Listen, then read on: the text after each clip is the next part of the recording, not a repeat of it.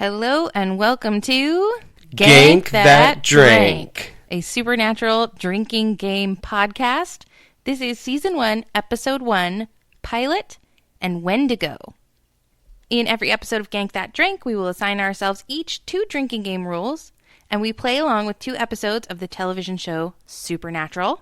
After we watch and play, we will discuss both episodes, perhaps while tipsy, and we will evaluate the rules we played in our quest to curate for you the perfect Supernatural Season 1 drinking game.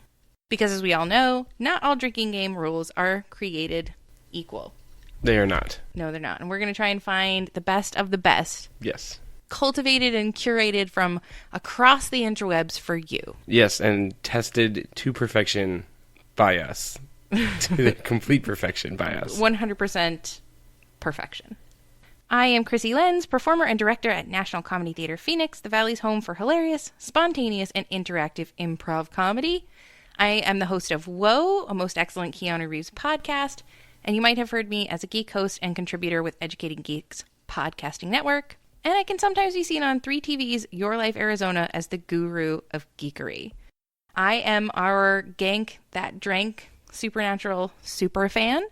Although I realize that there are super fans and super Supernatural fans, and I wouldn't say I'm on the top tier, but I have been to a Supernatural convention. I've participated in Gishwiz, and I've seen every episode at least twice. Some of them I've seen dozens and dozens and hundreds of times. So I definitely consider myself part of Team Free Will. And with me, as always, is...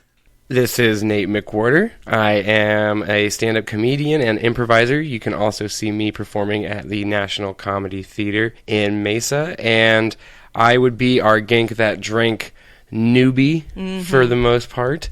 My experience with Supernatural is limited, as in only the first few seasons, which is but a dent in the vast Supernatural canon. So it is vast. I have halted where I am currently, which is kind of at the beginning of Season 3.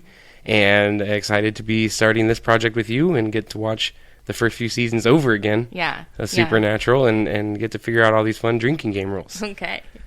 So tonight we're watching Pilot, which aired September 13th, 2005 to 5.69 million viewers.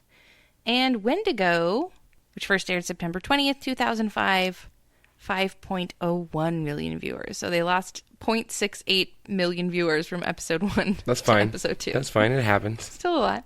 Standard spoiler alert. We are, of course, going to be discussing the episodes in their entirety and certainly not in a fit state to avoid spoilers. So please be prepared to hear all the grisly details of something you've had more than 12 years to watch. Yeah, get on it. Yeah. Get on it, basically.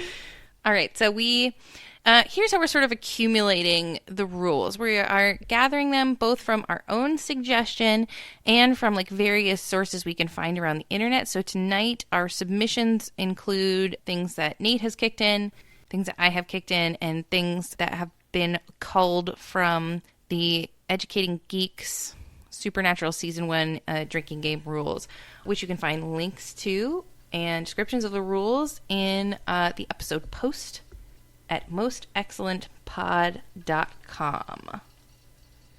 All right. Here are the rules we're playing tonight. Chrissy is playing Broken Furniture.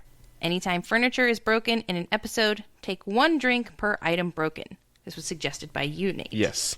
There are a lot of broken furniture items throughout the show, and I thought it would be a solid one to play, and you could really play with any episode. Oh, and then one of my rules is called What Happened.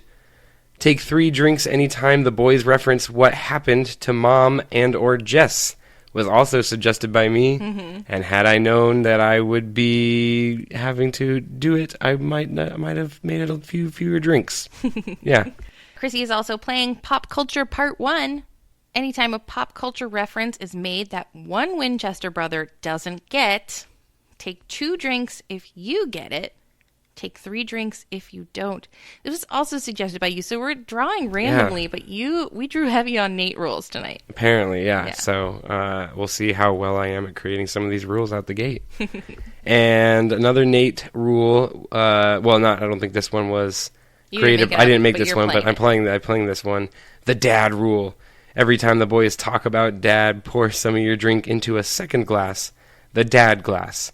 Finish the whole glass if we see dad in real life, not a flashback, or we hear from dad in real life, or when the big bad is finally killed. Yeah, so essentially you're going to be stacking your drinks up and taking them all at once. Yes. Just saving all the drinks for one kind of big thing at the end. So that was a rule that I created as part of the Educating Geeks Supernatural Season 1 Drinking Game rules way back in Educating Geeks Season 3. And then tonight we're both playing Easter Egg. Give out one drink anytime you notice a self-referential supernatural Easter egg. Give 2 drinks if it's related to show creator Eric Kripke. This is also one that I made up as part of the Educating Geeks Drinking Game Rules podcast because there are a lot of little Easter eggs. They like to throw them in there. That they like to throw in there. So let's chat for just a minute about what the drinking game evaluation is going to be like. Because as you mentioned, sometimes you look up drinking game rules or you make up your own drinking game rules. And lo and behold, you've come up with one rule that happens so often it's not practical. Yes. Yeah. And then sometimes you come up with a rule that you think is going, is something like that you really remember or that is memorable to you. And because of that, you think it happens all the time. And it never happens. Mm-hmm. So I think that's kind of finding like that middle ground where it's not too much, not too infrequent. Mm-hmm. And then you have the second aspect of every drinking rule, which is doling out what the actual drink worth of each rule is, and in proportion with how often it happens. So I think that's part of the evaluation. Another part of our evaluation, I think, should be whether it would be good to play with lots of friends or to play with one other friend or, a small group or... And again, we are not going to ever encourage... Hopefully not alone. Not alone. Don't play these games alone, because then you're just drinking. And of course, and if you're going to drink and watch Supernatural, there's no judgment. Just you can do that. No need to add rules. All right, so we are going to go take off and watch episode 1 and 2 of Supernatural. Yeah. And then we'll be back to tell you about the episodes and how the drinking game went. Yes. So we'll see you on the other side.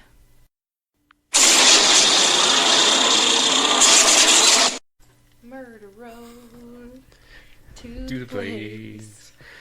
I did some murder.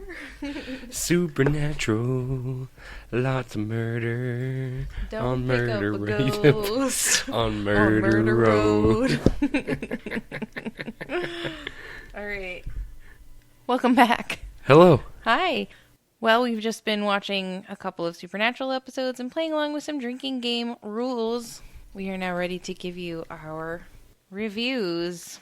We watched Pilot and Wendigo, so we're going to start with the pilot, and I'm going to summarize it for you. Okay. And feel free to hop in if I miss anything. But essentially, the pilot is Meet the Winchesters. We start with Sammy, and he's in school. He's got a girlfriend named Jessica, and it's Halloween, and in the dead of night, Big Brother Dean comes home to tell them that Dad's on a hunting trip and hasn't been back in a few days.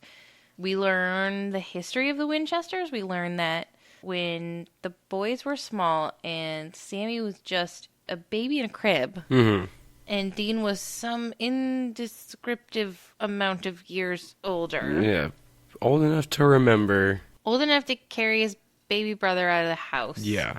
But still young very enough tiny to be... like of an age. Yeah. Their mother was murdered by a demon. And since then, they've been sort of riding the rails with Dad, saving people and hunting things. ... The family business. Dean sort of has to rope Sam into coming along and searching for Dad. They don't find Dad, but what they do find is a quote-unquote woman in white. Who is a ghostly... bride. Slut. Bride. Well, a ghostly. I'm sorry. I should not. Yeah, I wouldn't say shame that. the undead. No. That is wrong of me. And if anyone's a slut, it would be her husband. Her husband, yeah. Not her. That's true. You're absolutely right. I stand corrected, and I apologize. A wronged woman. Yes. Who waits by the side of the road for unfaithful men that she can murder. Yeah. So Sam and Dean discover all of this. They find Dad's journal, which is sort of the grimoire of the season. They're hot on Dad's trail. Anyway, they solve the woman in white case. Yes. After encountering her themselves and going through a bunch of different things and being thrown off a bridge that should have killed them. Should have killed them, although I believe it was... killed her. Yeah, it killed her. Killed her. That's how she died. Dean was just fine. Yeah. Made the same jump. So after it's all over, it's all said and done, Sammy goes back home. Lo and behold, his girlfriend Jess meets the same fate as his mom, which is to be pinned to the ceiling and burned alive. Sam then vows to join Dean and hunt with him until he brings vengeance about for We have a real Luke Jess and Mom. Skywalker situation at that point. Yeah. With like, oh, are all the people that you know dead now? Because you gotta join your brother. Go with Obi-Wan. Obi-Dean. Obi-Dean. And hence the series is born. Yeah. And it's a fun episode, definitely worth watching. Oh, it's great. As pilots go, it's a really solid pilot. Good. Yeah. You really get to know the characters. It's compelling. It's fun. It is a monster of the week, but that's all of season 1, essentially. But they also get you started out with the very origins of the mythos of the show, with obviously kind of everything in the show stems, or at least for a little bit, stems from the death of Mom and Jess, and we get to see both of those in the first episode. And so that's you know, they really do reveal a lot of what's going to be the fun that we have in the season, which is them impersonating police officers and getting away with like so many illegal things while dressed in flannel shirts and Carhartt jackets. Yes. Like, it doesn't make any sense. But there was a really nice moment when they're first on the bridge impersonating cops, and the whole pilot episode, Sam is really like, well, I don't know, Dean, gosh. Can we do that? And there's a moment where somebody says, aren't you a little young to be federal marshals? And I just wanted that Phineas and Ferb moment for them to be like, yes, we are. And then it's over. We are young. Yeah. Yeah, no, and you get the fun disguises, and you get some cool just little moments, and they make the direct homages, as they do, especially early on, to the X-Files, and they have the Mully and Sculder. See, I knew I was going to do it. Scully and Mulder joke that they make in there when they are going to go talk to the police officers on the bridge. They point right at it, and I they respect do. that. And they do it in a lot of episodes, especially early on, and as X-Files fans, we obviously appreciate that quite a bit. You know what jumped at me, too? Was that in these first 2 episodes, we get so much of the taglines, the classic phrases of the series that are still being merchandised and leveraged and dear to all of our hearts 13 years later. So in this pilot episode, we get the jerk bitch. Right. Driver picks the music. Shotgun says his cake hole. And then, and I know it's in Wendigo, but that's when we get saving people, hunting things. And family business. Family business. Those are still the catchphrases. So, like, that has to be, like, a real hallmark of a well-written pilot if we're still quoting it 13 seasons later. Right. And it doesn't feel stale or old. No, it is what we say. Yeah. So, they're in this fictional town of Jericho, California. You know what I was really wondering while I'm watching this? Why are they wearing so many layers? Why is it t-shirts, flannels, leather jacket, Carhartt jacket? It's October, but it's California. Jericho could be in like northern California somewhere. It's a fictional town, and maybe it's cold in October, and I think it's just the look for the show they go with. That's just what they wear. The same thing in every episode. So we talked a little bit about how the whole first season is a Monster of the Week fest. I personally happen to be a fan of Monsters of the Week. People hate them and they rail on them, but like, I love Monster of the Week episodes. My favorite X-Files episodes, we spoke a little bit about X-Files, are the Monster of the Week episodes. The one and done, quirky, in the X-Files reboot that happened recently, the Reese Darby, Kumail Nanjiani episode is my favorite. And that's Monster Week. So I really forgive them that, and I get that some people don't. Right. And I think it depends on what you want and what you are into as a TV show. Some people really like those serial dramas that are, one and done and nothing. And then some people like those more, not so many, not so episodic. They go on, and you have the mythos and you have the mythology episodes and you get it. Mythologies. And I love...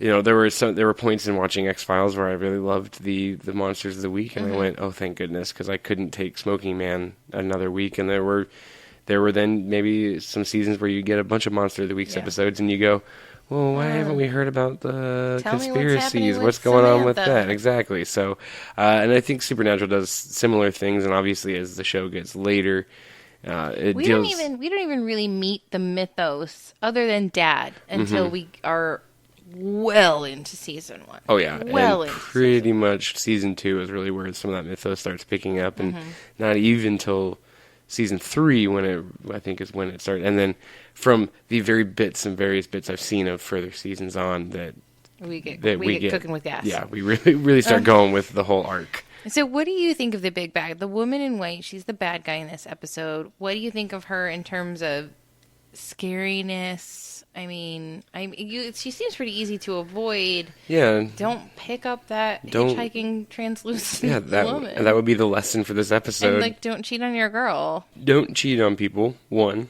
2, don't pick up strange women on the side of the highway. And the guy who first picks her up, sleazebag.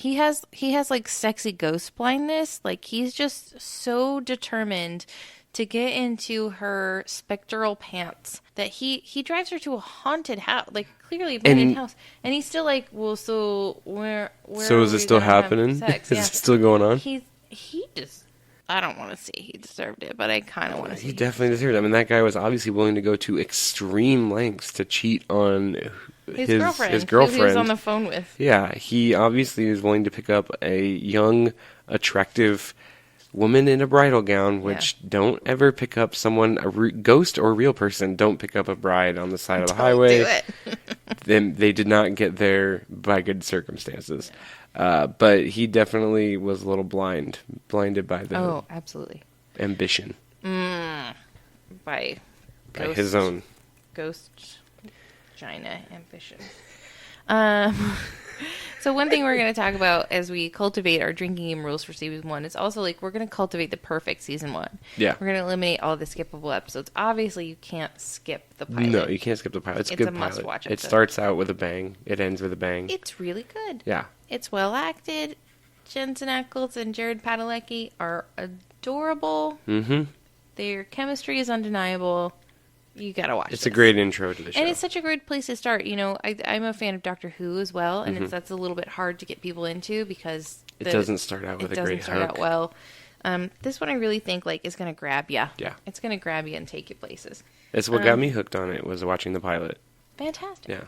Okay, so Wendigo. Sum it up for us. All right. Wendigo is the story of just a lonely guy in the woods who wants to eat, and in doing so will just go out and capture people and save them in his cave for quite some time and eat them as he goes along, and he gains their powers. He is someone who has become more than human in the fact that he has cloaking abilities and ultra speed and can climb, and our favorite Winchester brothers, as if there are multiple sets of Winchester brothers. Well, spoiler alert.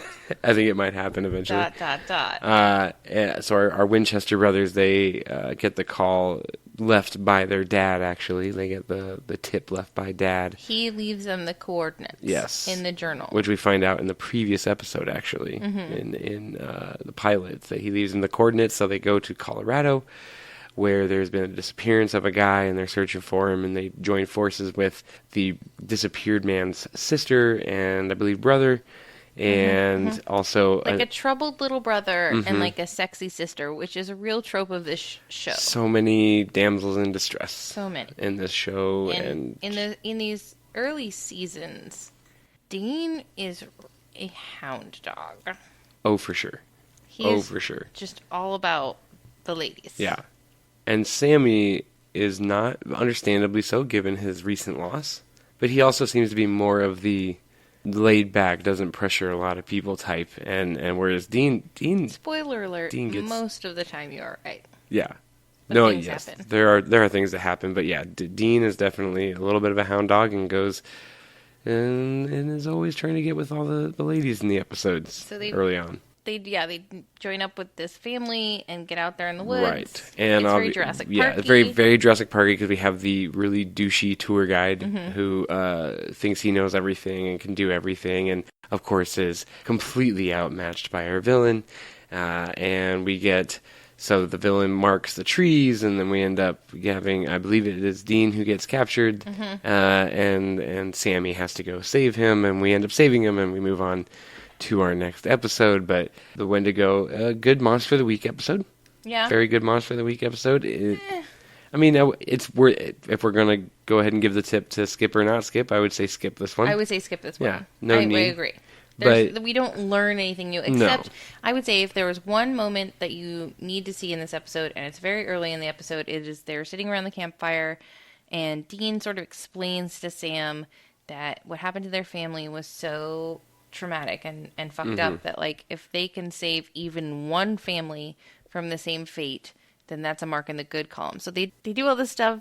It's credit card fraud. You know, they're living a very illegal life. Oh, they commit many crimes. Yes. But they're saving people, and they are hunting things. They are ridding the world of evil and helping to keep families as together as they possibly can. And for Dean, it really is his mission to get those marks in the good column. And so I would say watch that scene and then skip the rest of it. And just move on.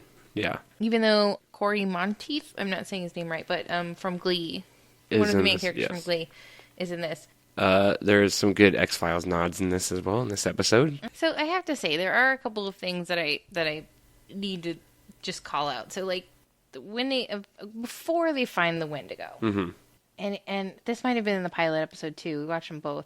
At some point, a lady's distributing flyers. She's looking for a missing boyfriend. So this isn't the pilot. Yeah.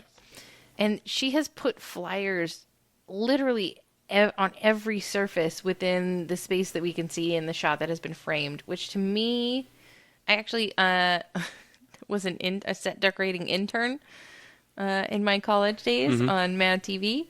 And I was like, yeah, that was an intern's job. An intern was like, they were like, make some missing posters, and they made 100 and they needed 5, and someone stuck those up.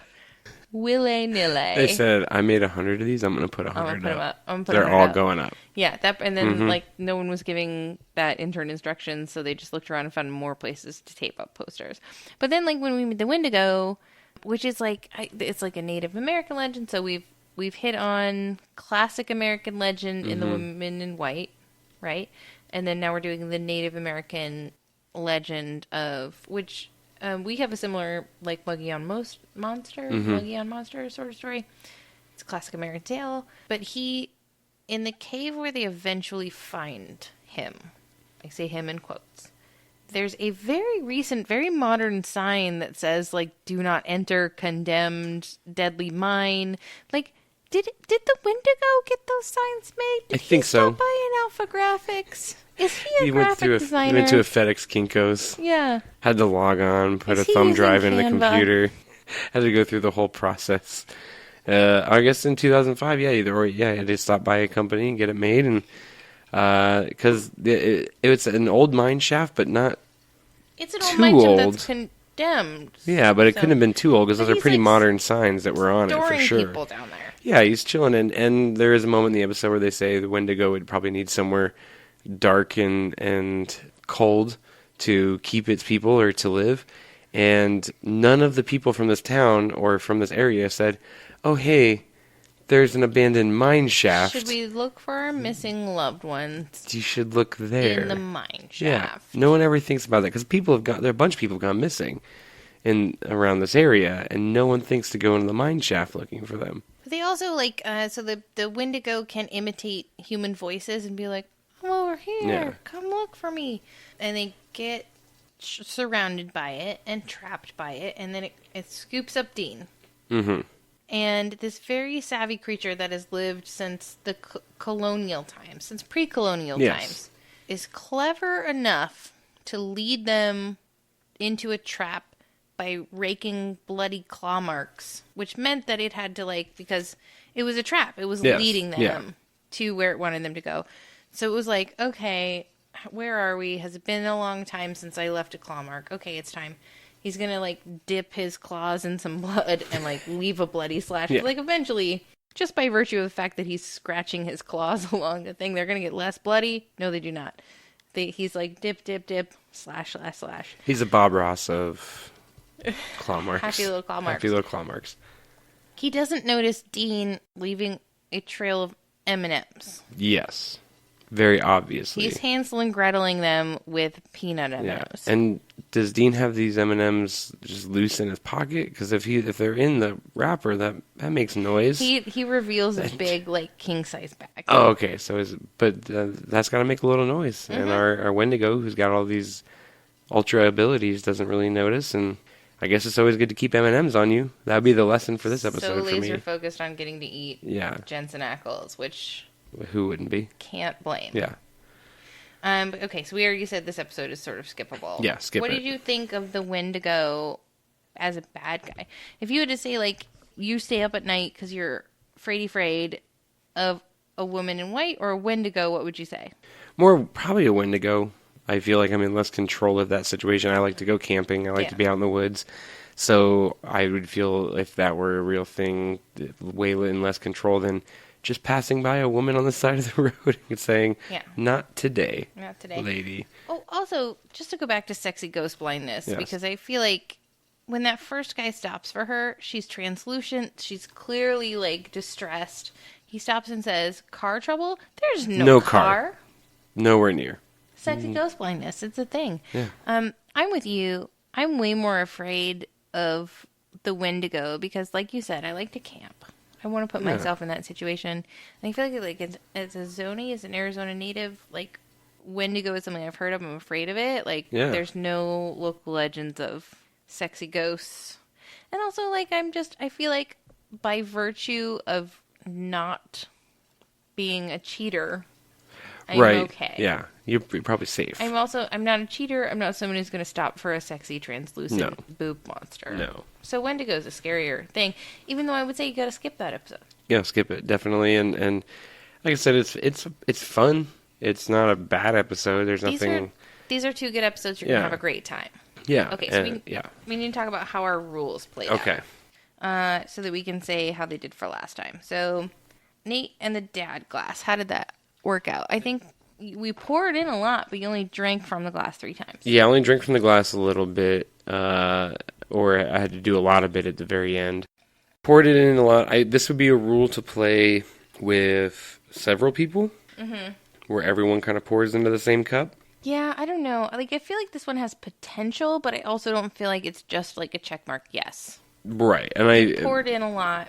And I feel like maybe if we changed up the drink mechanism is what I meant to say. No, let's drink up the change Let's mechanism. drink up the change mechanism. If we did that, that might change it a little bit. Because obviously Dad gets referenced a ton. Especially in the several pilot. episodes. And especially in the pilot. And so I definitely would say anything involving Dad's a good rule, but really think about kind of your mechanism of drinking for it. So that was my first one. It has potential, but I think maybe our listeners can give us some guidance. Can crack that one. I feel like there's something there. There's definitely something there. We haven't cracked it yet. Right. You played Broken Furniture. I played Broken Furniture. It happened 4 times over the course of the 2 episodes. We got generous with it because it didn't happen as much as we thought it would, and we counted like a tent. Being ripped apart as broken furniture. I feel like this rule has legs. I feel like we should give it another shot. Definitely. There's probably episodes that would be better suited for. I also feel like 4 drinks in 2 episodes is not bad if you're putting it in context with other rules. Right. So I think that one was... If you're doing all the rules as a group, then this would be great along with 4 or 5 other rules. Because it's moderate. Yes. Yeah. You had... What happened? And we only counted 3 times that it really happened. And this is another one that I feel like would be maybe better in a different episode, or is something where if you are watching multiple episodes all at once, you're going to get several drinks out of it. But they're always referencing what. And I really want to emphasize kind of like the phrase, Quote, what happened. Unquote, what happened. Because they say that a lot. See, I'm not as married to that as you are. I think anytime they just talk about Mom and Jess, like... That ups it that quite a bit. It does. Because they talk about what happens to Mom and Jess like... A lot. And that's kind of why when I created the rule, I put the what happened on it. Because I didn't want it to be overbearing. Like, Dad is a lot. There's a lot of Dad references. So every time they just reference Dad, there's a lot. So that's why... But maybe tweaking it a little bit to make it a little more than it is. I don't know. I'm gonna say it has potential. Right. But I'm not gonna lock it in just yet. Pop culture reference 1. There's a pop culture reference and one of the brothers doesn't get it. That never happened. We got generous with it. We made it pop culture across the board and just took one drink. So, I don't know. We're going to have to, when we get to the end, we'll have to put that one back in the rotation and see what happens. Because I know there are times when there is a pop culture reference made and one of the brothers isn't on board with Lord of the Rings or isn't on board with something classic rock or podcast or whatever there is. But it didn't really happen for us this time. No. And then we didn't see any crypty Easter eggs. We missed them, if there were any. I know that they're going to happen, and I'm so bummed that it didn't happen. So we're going to roll that one over to next week. Yeah. Let's definitely do that. That might be one we just play all year. Maybe. So our number 1 rule, I feel like, was broken furniture. Number 2, I'd say dad class. Mm-hmm. Number 3, I'd say pop culture. Number 4, what happened. Number 5, Easter eggs. Yeah, that's good. Kind of rundown of them. And pilot is must watch. Pilot is must watch. Must watch pilot. Skip Wendigo. Skip Wendigo. Watch the first 20 minutes. Yeah. Then skip it. The rest. Yeah. Lessons learned. Nate, what is our lesson learned from Pilot and Wendigo? So I spoiled it earlier. Our lesson learned from the Pilot is obviously... Actually, I think I spoiled both of them. Our lesson learned from the Pilot is don't pick up brides, anyone in a bridal gown on the side of the road. It's not even really bridal. Like, don't pick up someone in anything tattered and torn. That looks like it came from somewhere fancy. And translucent. Yeah, kind of a big thing. If you can see through someone, don't pick them up. There's no upside. I get that the dude was thinking he was going to the bone zone, but, like, even so... You're getting some kind of ghost STI. And if a woman takes you to a haunted house, run. And then says weird things like I can't go home, and then disappears out of your car without a door opening, run. Those are all signs to leave. Run away. And our man did not. He did not. He just He's such a dum-dum. So we were singing it a little bit at the beginning, but during the whole episode we were singing a little bit of John Denver cover. Instead of Take Me Home, Country Road, we sang Take Me Home, Murder Road. It's a good cover. That was our fun song. Lesson learned for the second episode. Don't camp, and if you're going to camp, bring M&Ms. Always have M&Ms, just as a safe keep in case you get kidnapped. And watch for graphic design, and if you see some graphic design that's out of place in the wilderness, run.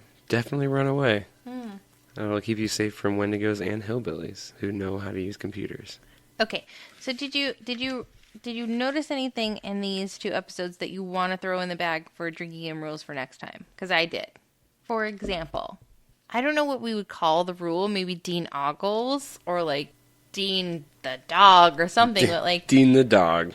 He is like cartoonish in his objectification of women, especially in Wendigo. It's like he almost looks like a cartoon wolf who's being like, "Ooh, the eyes popping out, the heart thumping out, the tongue rolling, everything is going so over the top." Yeah, the Dean rule. We could just call it the Dean rule. Yeah, I would say anytime Dean like goes cartoonishly wolfish over a woman, take a drink. Yeah. We could throw that one in there. I think anytime Dean says bitch, that would be a good rule. And when they open the trunk and reveal... Yes, anytime we get a good trunk reveal of what's going on in the trunk. Because it's different stuff. Mm-hmm. It's never the same. It's not like, spoiler alert, it's not like Dad's cool truck bed that has a bunch of weapons. So it's always kind of a crapshoot we're going to get in the back of baby. Yeah, I like those 2 rules. Yeah. Think about having them in. And maybe like a blood splat thing. I don't know. That's going to be real generic bread and butter. Yeah, with you mean on the camera lens? Or just like you see a like plap splat. Blood, yeah. So be sure to join us next time in our next episode of Gank That Drank when we'll be watching Dead in the Water and Phantom Traveler and playing along with all new drinking game rules. Do you have a suggestion for drinking game rules or perhaps a suggested themed cocktail? Did you play along and you want to let us know how it went? Please comment on our blog at mostexcellentpod.com or join our Facebook group It's just Most Excellent Podcast Network group. As always, you can find out more on mostexcellentpod.com, or if you're in the Phoenix area, find Chrissy and Nate at the National Comedy Theater Phoenix. That's nctphoenix.com. And for National, C for Comedy, T for Theater, and Phoenix, all spelled out.com. Thanks for listening, and remember your Gank That Drink lessons learned. Be sure to drink responsibly, and don't pick up that scantily clad, translucent woman. Just leave her be. And bring some M&Ms on your next camping trip. And remember, when you're out there in the world saving people and hunting things, be excellent to each other. And party on, dudes.